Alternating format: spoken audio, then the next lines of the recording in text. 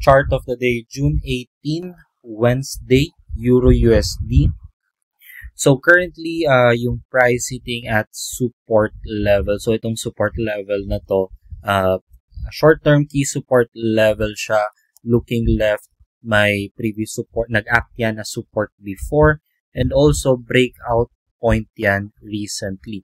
So in terms of momentum, very impulsive yung naging breakout natin. And this one, yung pullback natin, possible complex pullback. So AB equals CD measured move. So as long as we're trading above maybe this support level at 148, possible magkaroon pa tayo ng upside continuation. Pwede niyang i-retest itong high na ginawa niya. Of course, kung hindi mag-hold tong level na to, yung next downside support natin would be at 137 area. So, ito yung next immediate support natin after this current support. So, short term, bullish yung bias natin for Euro USD ahead of dovish outlook sa FOMC mamayang 2 AM. So, yun lang guys. Good luck and trade safe.